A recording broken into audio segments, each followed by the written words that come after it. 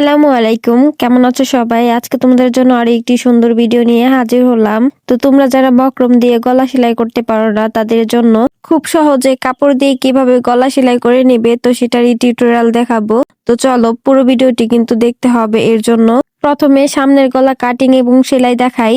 তো দেখো আমি এখানে পাশে 3 ইঞ্চি পরিমাণে নিয়েছি এবং লম্বা নিয়েছি প্রায় 6.5 ইঞ্চি। তো একটু ভালো করে খেয়াল করলে বুঝতে পারবে যে আমি পাশে কিন্তু 3 ইঞ্চি নিয়েছি এবং লম্বায় নেব এখানে 6.5 ইঞ্চি। তো এটা কিন্তু 36 ইঞ্চি বডির একটি কামিজ কামিজের গলা কাটিং ভিডিও। তো 5.5 ইঞ্চিতে দাগ দিয়ে আমি সোজা করে স্কোয়ার শেপ দিয়ে নিলাম। এরপরে এটিকে 5.5 ইঞ্চির নিচ থেকে একটু করে হালকা বাঁকা করে দাগ দিয়ে নেব, মানে পান গলার মতো ডিজাইন করব। তো এটাকে পান গলা ডিজাইন বলে। তো তোমরা একটু ভালো করে খেয়াল করলে বুঝতে পারবে যে আমি কিভাবে কাটিং করে নিলাম। তো নিচের যে কাপড়টুকু ছিল তো সেখান থেকে এখন আমি 1.5 ইঞ্চি পরিমাণে কাপড় দাগ দিয়ে নেব। তো 1.5 ইঞ্চি পরিমাণে কাপড়টুকু রেখে অতিরিক্ত কাপড় এখন কাটিং করে নেব। তো এটা কিন্তু আমি বক্রম ছাড়া শুধু কাপড় দিয়ে গলা সেলাই করব। তোমরা যারা বক্রম দিয়ে গলা কাটিং এবং সেলাই করতে পারো না তারা যদি আমার এই ভিডিওটি ফলো করো তাহলে কিন্তু তোমরা খুব সহজেই শিখে নিতে পারবে। এখন কাপড়ের সাইড থেকে কাপড় একটু একটু করে ভাঁজ দিয়ে নিয়ে তারপরে সেলাই করে নেব। তো তোমরা একটু ভালো করে খেয়াল করলে বুঝতে পারবে যে আমি কিভাবে কাপড়টুকু ভাঁজ দিয়ে নিয়ে সেলাই করছি। ঠিক এভাবে যদি সেলাই করো তাহলে কিন্তু দেখে বোঝা যাবে না যে এটা কাপড় দিয়ে কি সেলাই করা হয়েছে নাকি বক্রম দিয়ে সেলাই করা হয়েছে, মানে একদম বক্রমের মতোই দেখতে লাগবে। তো এখন আমি কামিজের সামনের অংশ থেকে এই কাপড়টি সুন্দর করে উপরে বসিয়ে নিব। কামিজের সোজা সাইডে গলার কাপড়টি বসিয়ে নিয়ে সেলাই করে উল্টো সাইডে ঘুরিয়ে নিতে হবে। তো তোমরা একটু ভালো করে খেয়াল করলে বুঝতে পারবে যে আমি সাইড থেকে যে 1/2 ইঞ্চি পরিমাণে কাপড় রেখেছিলাম সেই কাপড়ের 4 সাইড দিয়ে কিন্তু আমি একটু একটু করে সেলাই করে নিচ্ছি। মানে সেলাইটা কিন্তু আঁকাবাঁকা যেন না হয় সেদিকে খেয়াল রাখতে হবে। তোমরা যারা দর্জি কাজ পারো বা শিখতেছো তাদের জন্য কিন্তু এই ভিডিওটি একটু হলেও উপকারে আসবে। আমার কিন্তু গলা সেলাই করা শেষ। এখন আমি গলার 4 সাইডে একটু একটু করে কেচির সাহায্যে কাটিং করে নেব। এই কাটিংটা করতে হয় যখন এই যে কাপড়টা আমরা উল্টো সাইডে ঘুরিয়ে নিয়ে চাপ সেলাই দেব। কাজের ফিনিশিং সুন্দর করার জন্য এই 4 সাইডে একটু একটু করে কাটিং করতে হয়, যেন এই কাপড়টি এই যে যখন আমরা উল্টিয়ে নিচ্ছি তখন যেন কোনো জায়গায় যেন কাপড়টি আঁকাবাঁকা বা কুচকিয়ে না থাকে। সেজন্য দেখো 4 সাইডে কিন্তু খুব সুন্দরভাবে কাপড়টি ফিনিশিং হয়েছে।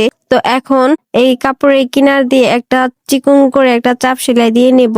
তো তোমরা এই চাপ সেলাই দিতেও পারো বা নাও দিতে পারো, এটা তোমাদের ইচ্ছা। তবে আমার কাছে মনে হয় দিয়ে দিলেই বেশ সুন্দর লাগে। তো আমি সাধারণত সব গলাতেই এরকম একটা চাপ সেলাই করে থাকি, মানে ডিজাইনার গলাতে, গোল গলাতে এটা করতে হয় না। তো গলাটা দেখো বক্রম ছাড়া শুধু কাপড় দিয়ে সেলাই করাতেই কিন্তু বেশ সুন্দর হয়েছে।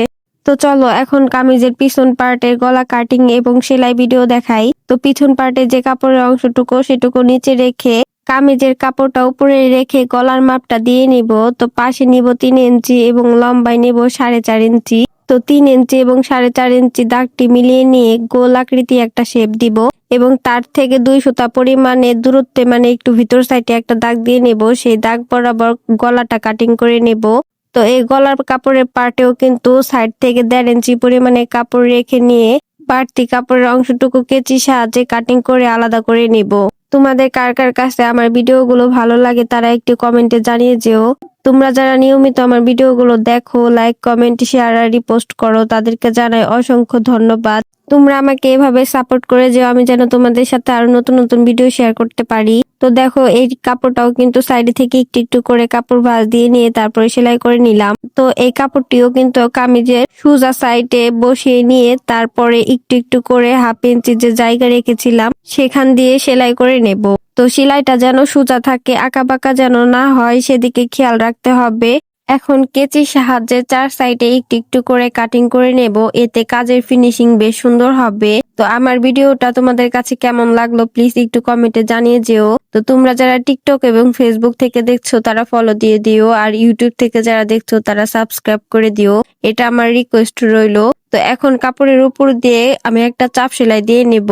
তো এভাবে সেলাই দিলেই কিন্তু ব্যাচ হয়ে গেল। তো এখন পিছনের গলা তোমরা মেশিনে সেলাই করে নিতেও পারো বা হাতে সেলাই করে নিতেও পারো। তো তো আমি সবসময় মেশিনে সেলাই করে থাকি, সেজন্য আমি মেশিনে সেলাই করে নিলাম। তো তোমাদের কাছে আজকের এই ভিডিওটি কেমন লাগলো প্লিজ একটু কমেন্টে বলে যেও। তো দেখো এখন আমার পিছনের গলাটাও কিন্তু কমপ্লিট করা শেষ। তো পিছনের গলা এবং সামনের গলা কেমন হয়েছে কাপড় দিয়ে সেলাই করা। তো আজকের মতো ভিডিওটি এখানেই শেষ। ভালো থেকো সবাই, আল্লাহ হাফেজ। আর আমার ভিডিওটা কেমন লাগলো প্লিজ কমেন্ট বক্সে জানিয়ে যেও।